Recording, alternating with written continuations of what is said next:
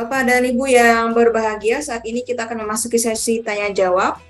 Mohon bantuan Mas atau Mbak Atin untuk dapat menampilkan pertanyaan yang sudah kami pilih untuk dijawab langsung oleh narasumber. Ya, untuk pertanyaan pertama, untuk kelulusan PPG itu dinilai dari nilai wawancara saja atau digabung dengan nilai tes substantif? Kemudian bagaimana persentase atau bobot nilai wawancara terhadap lulusan seleksi PPG? Mungkin mohon izin Mbak Sisi bisa bantu menjawab ya Mbak ya? Iya Mbak Ayu. Untuk kelulusan PPG yang pertama itu ya nilai tes digabung dengan nilai tes substantif. Tidak Bapak dan Ibu, kalau nilai tes substantif kan Bapak dan Ibu sudah dinyatakan lulus ya. Jadi sehingga sudah tidak ada kaitannya lagi dengan nilai tes substantif. Jadi nanti hanya ada nilai wawancara saja untuk kelulusan selanjutnya. Gitu. Oke. Kemudian yang kedua, ini ditegaskan kembali ya mungkin Mbak, untuk kalau apabila ada istilahnya kendala ketika wawancara berlangsung, harus seperti apa kandidat ini? Apa yang harus dilakukan gitu? Misalnya mati lampu atau hilang sinyal gitu, tidak ada sinyal. Jadi apapun kendalanya, apapun masalah yang Bapak dan Ibu hadapi gitu ya, silakan Bapak dan Ibu sesegera mungkin informasikan kepada pemantau Bapak dan Ibu. Jadi usahakan pemantau Bapak dan Ibu mengetahui apa yang terjadi dengan Bapak dan Ibu gitu. Jangan sampai pemantaunya tidak mengetahui apa yang terjadi, tidak ada kabar gitu ya Bapak dan Ibu, sehingga nanti pemantau tidak bisa menginformasikan kepada asesor terkait dengan apa yang harus dilakukan selanjutnya gitu. Jadi segera hubungi pemantaunya nanti agar pemantau bisa mendiskusikan langkah selanjutnya gitu ya bersama para asesornya. Mungkin itu Mbak. Ya baik, ini juga pertanyaan yang bagus ya Mbak, yang nomor 3 ini. Apakah peserta yang tidak lolos tahap wawancara yang ini dapat mengikuti gelombang kedua? Gitu ya. Atau mungkin juga bisa Pak Misbah bantu, silakan Pak Misbah. Silakan. Mbak Sisi mungkin ada bisa yang ketiga Mbak, atau Pak Misbah, mohon izin. Ini nanti akan diinformasikan kemudian ya Mbak Ayu. Oh gitu ya, oke. Pengumuman wawancara. Oke, baik. Jadi intinya fokus dulu ke wawancara yang akan berlangsung minggu depan gitu ya Mbak ya? Wawancara, betul. Semangat pasti lulus gitu kan ya Mbak Ayu. Iya, harus optimis ya berarti. Harus optimis ya. Oke, sekarang mohon izin Mas atau Mbak Admin untuk slide selanjutnya. Oke, ya mohon ditampilkan. Nah, selanjutnya ini akan lebih ke teknis sebenarnya pertanyaannya ya. Nanti mohon bantuan Mas Rahman. Maaf, tolong bergeser slide-nya. Nah, Oke, ini terkait ini ya SIM PKB ya. Jika biodata diri peserta yang sudah diisi pada portal PPG Prajab terdapat kesalahan seperti salah mengisi alamat domisili, apakah masih bisa diperbaiki? Kemudian apakah esai bisa dilihat kembali di SIM PKB? Ya tadi karena mungkin ada yang ini kan wawancaranya juga terkait dengan esai gitu ya. Tadi ada beberapa pertanyaan seperti itu. Mohon izin Pak Rahman bisa membantu? Ya, Bu Ayu. Untuk saat ini memang untuk biodata di tahap sebelumnya, biodata diri itu sudah dikunci ya, karena ini terkait dengan proses seleksi administrasi. Ya, jadi untuk perubahan atau editing profil itu saat ini masih ditutup. Mungkin kita bisa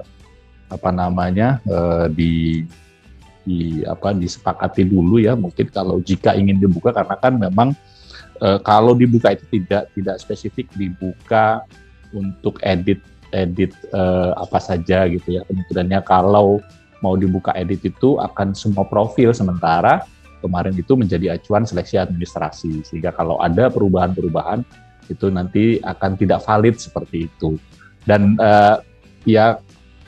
urgensinya saat ini kan memang sudah tahapan biodata diri itu sudah lewat ya, sehingga harusnya kalau sudah di proses wawancara ini sudah tidak mempengaruhi lagi. Jika memang nanti mau diupdate, kita tunggu dari GTK mungkin ya, jika ada kebijakan untuk bisa membuka gitu ya, membuka perbaikan data atau seperti apa, silahkan disampaikan untuk bisa kami buka seperti itu, Bu Ayu. Oke, kemudian untuk esai bagaimana Pak Rahman? Apakah bisa dilihat kembali di SIM PKB? Nah, kalau ini sewaktu-waktu, kalau memang saat ini memang belum bisa ya. Sewaktu-waktu kalau memang ingin dibuka gitu ya, terkait kebutuhan itu kami buka. Kami menunggu arahan mungkin dari rekan-rekan Bu Sisi atau teman-teman yang lain di direktorat. Oke, jadi intinya untuk saat ini belum bisa dilihat lagi ya? Ya, silakan Mbak Sisi. Mbak Ayu. Jadi untuk esai tidak bisa dilihat kembali oleh para kandidat, Mbak Ayu. Jadi Bapak dan Ibu peserta silakan nanti menjawab pertanyaan berdasarkan pengalaman dan pengetahuan Bapak dan Ibu saja gitu ya. Jadi Bapak dan Ibu sudah tidak bisa lagi melihat esai yang Bapak dan Ibu tulis kemarin gitu, karena esai itu akan dijadikan pegangan gitu ya, data dasar yang akan nanti dikonfirmasi oleh para asesor. Itu Mbak Ayu. Ya, baik. Terima kasih Mbak Sisi. Kemudian yang kedua, bolehkah akun email saat pendaftaran PPG dan akun email Google Meet nanti ketika wawancara berbeda? Nah, karena email saat pendaftaran PPG ini menggunakan Yahoo bukan Gmail. Ini seperti apa Mbak Sisi atau Mas Rahman bisa? Boleh Mbak Ayu. Jadi asalkan nanti pada saat pelaksanaan itu Bapak dan Ibu login dengan akun Google ya, Bapak dan Ibu akun Google siapapun gitu boleh. Karena nanti pada saat wawancara itu nanti akan ada pemeriksaan identitas gitu ya oleh Bapak dan Ibu asesor. Jadi akun Gmail siapa saja bisa dipakai untuk login ke dalam tautan ruang pertemuan Gmeet untuk wawancara.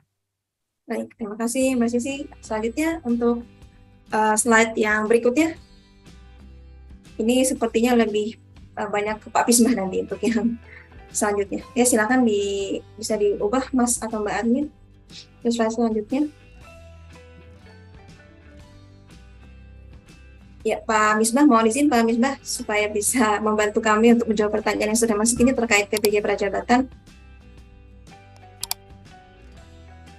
Nah, ini terkait penempatan pengabdian selama 2 tahun.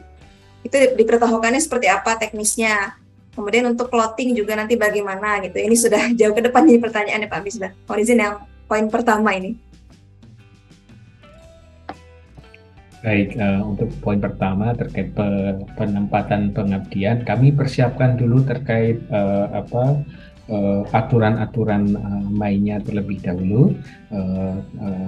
Saya kira untuk yang peserta bisa fokus dulu di mengikuti tes wawancara, kemudian juga di proses pembelajarannya, karena kalau untuk di aturan main setelah lulus PPG Prajabatan, kami saat ini sedang menyiapkan regulasi yang ada itu, sehingga pas waktu pelaksanaannya itu sudah lebih siap terkait di kebijakan di regulasinya. Itu Mbak Ayu yang mungkin dijawab gitu. Jadi mungkin bisa lebih fokus dulu di proses wawancara sama nanti di pelaksanaannya.